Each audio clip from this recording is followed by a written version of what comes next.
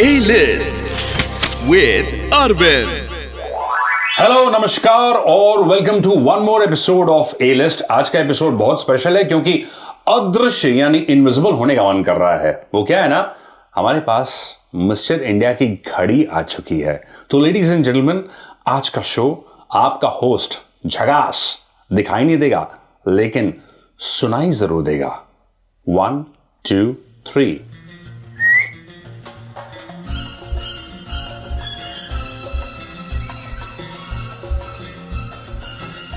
कभी कभी मैं सोचता हूं, जी हां बिल्कुल डाउट मत कीजिएगा, कभी कभी मैं सोचता हूं कि आज के जमाने में अगर मिस्टर इंडिया हमारा साथ देते कितना आसान हो जाता ना हमारे लिए।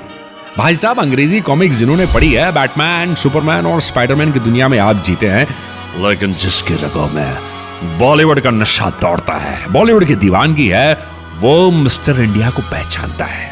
मिस्टर इंडिया इस फिल्म को रिलीज किए हुए इतने साल हो चुके हैं और इतने सालों का वक्त आप समझते हैं बहुत लंबा टाइम है।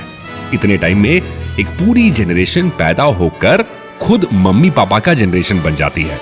लेकिन अगर इतने सालों में कुछ नहीं बदला है तो वो है अनिल कपूर की जवानी। वो तब भी जवान थे और आज भी बिल्कुल जवान और एवरग्रीन है।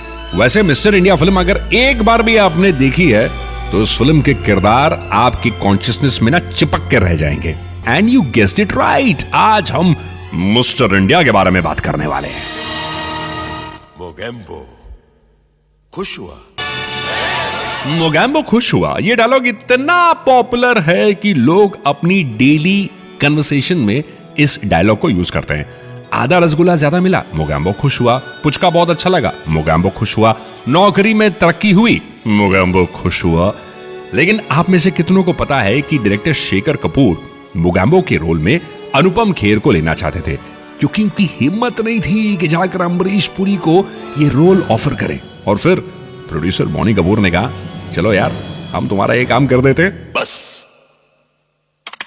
जिस दिन वो फॉर्मूला मिल गया जिसके इस्तेमाल करने से आदमी दिखाई ना दे, इनविजिबल हो जाए। मोगैम्बो की तरह मिस्टर इंडिया के लिए भी फर्स्ट चॉइस लेकिन अनिल कपूर नहीं थे। सलीम जावेद साहब ने ये कहानी लिखी थी अमिताभ बच्चन साहब को अपने दिमाग में रखकर। लेकिन बच्चन साहब ने जैसी ये कहानी सुनी तो उन्होंने कहा, यार ये किस तरह की कहानी है, इसमें जो हीरो है वो तो गरीब रहता है, जब हम दिखेंगे नहीं तो बिकेंगे कैसे। और इसी बात को कहकर उन्होंने बहुत पोलाइटली मना कर दिया। राजेश खन्ना से बात हुई तो सेम जवाब आया कि भाई साहब, मैं लीड एक्टर हूं, नहीं दिखूंगा तो बिकूंगा कैसे। लेकिन अनिल कपूर उस जमाने के अक्षय कुमार की तरह थे, हर पिक्चर साइन कर लेते थे पैसों के लिए।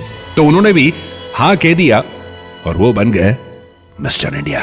अच्छा, मिस्टर इंडिया में एक बड़ा इंपॉर्टेंट कैरेक्टर है बॉब क्रिस्टो का। उस जमाने में जितने अंग्रेजी विलन के रोल्स और किरदार दिए जाते वो बॉब क्रिस्टो को ही दिए जाते। अगर मैं बॉब क्रिस्टो साहब के बारे में बात करूं तो महज जिक्र भर से याद आने लायक उनके कितने किरदार हमारे आंखों के सामने आते हैं। If you are a cinema lover, 200 से ज्यादा फिल्मों में मिस्टर बॉब क्रिस्टो ने एक्चुअली काम किया है और हर फिल्म में अगर आप देखें तो विलन का ही काम किया है। गंदे गंदे काम, कभी सोने की स्मगलिंग कर रहे हैं, कभी हीरोइन की इज्जत लूट रहे हैं, तो कभी आजादी वाली लड़ाई में अंग्रेज बनकर भारतीयों पर ना वो जुल्म कर रहे हैं। हिंदी सिनेमा में इस विलन के बारे में काफी कम लोगों को पता है। पढ़ाई के साथ साथ बचपन में बॉब क्रिस्टो ने एक्टिंग भी सीखा। लेकिन पता है वो सपनों के शहर बॉम्बे क्यों आए? क्योंकि एक इंटरनेशनल मैगजीन में उन्होंने परवीन भाभी की फोटो देख ली और वो इतने प्यार में बावले हो गए कि फ्लाइट की टिकट पकड़ी और सीधा सपनों के शहर बॉम्बे चले आए। जुहू में शूटिंग चल रही थी और जब परवीन भाभी को उन्होंने पहली बार सेट पर देखा, उन्होंने कहा, you are not that magazine girl, who are you, this is definitely not you. और परवीन भाभी ने मुस्कुराकर उनसे कहा, देखिए वो मेकअप वाली परवीन भाभी है, ये बिना मेकअप वाली परवीन भाभी है, क्या मैं खूबसूरत नहीं हूँ? बॉब क्रिस्टो मुस्कुराए और सेट पर एक डायरेक्टर ने उनको देखा और उनको कहा, छोटा मोटा रोल करना चाहोगे? वेकेशन पर थे बॉब क्रिस्टो, कैसे ना कहते, चले गए बस सेट पे 2-4 एक्टिंग करने के लिए। बचपन में थिएटर का एक्सपीरियंस जो था उनको, लेकिन भाई साहब उनकी फिल्में हिट हो गई और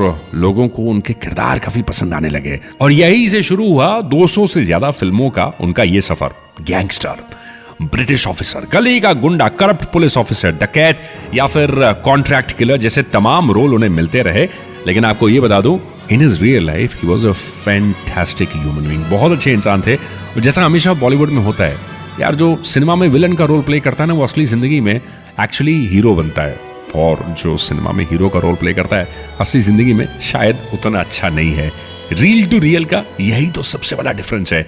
श्रीदेवी जी उन दिनों चेन्नई में शूटिंग कर रही थी और बॉनी कपूर ने पहली बार उनसे संपर्क किया और मिस्टर इंडिया की फिल्म साइन करने के लिए एक छोटी सी इच्छा जताई। अब श्रीदेवी जी की जो मम्मी थी वही सारी डीलिंग्स किया करती और उनको बोला गया कि देखो बॉनी कपूर और श्रीदेवी जी अगर बहुत करीब आ गए तो फिर बहुत प्रॉब्लम हो जाएगी। तो श्रीदेवी जी की मम्मी ने कहा कि चलो यार अमाउंट डबल कर देते हैं, प्रोड्यूसर अगर सुनेगा कि इतना अमाउंट देना है तो खुद अपने आप भाग जाएगा।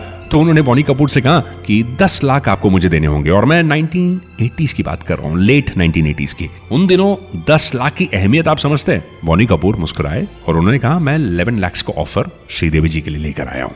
होने वाला जमाई अगर आपको 11 लाख दे तो मदर इन लॉ तो ऑटोमेटिकली खुश हो जाएगी, राइट? इसके बाद आपको यह बता दूं कि मिस्टर इंडिया के शूटिंग के दौरान एक प्रिंसेस की तरह उन्हें ट्रीट किया गया। मतलब उन दिनों कोई वैनिटी वैन नहीं थी श्रीदेवी जी की, लेकिन बॉनी कपूर ने उनके लिए खास तौर पर एक वैनिटी वैन तैयार करवाया और उनकी छोटी छोटी जरूरतों का ख्याल रखने के लिए वो हमेशा उनके आसपास रहते। लेकिन आपको ये बता दूं, it was not during the shooting of mister India कि श्रीदेवी जी और Boney Kapoor ji got close to each other. दरअसल बॉनी कपूर में उनको एक बहुत अच्छा और सच्चा इंसान नजर आया। इनफैक्ट चांदनी मूवी के शूटिंग के दौरान जब श्रीदेवी जी की मदर का डेथ हुआ तो उन्हें कंधे पर सिर रखकर रोने के लिए कोई चाहिए था, and it was Boney Kapoor who was a friend and also subsequently became her husband as well. यार मुझे देखने के लिए ना आपको लाल लेंस की जरूरत है। वैसे अगर दिल की नजरों से देखोगे, जानोगे, समझोगे तो फिर हमेशा मुझे अपने करीब पाओगे। मैं हूं आपके साथ आपका दोस्त Arvind. Enjoyed a brilliant episode of mister India on A list. अगले हफ्ते एक और नई मूवी, कुछ और नए सीन्स, कुछ और नए किरदार। टिल देन याद रखना तुम्हारे अंदर भी एक मिस्टर इंडिया छुपा हुआ है। Radio Nasha.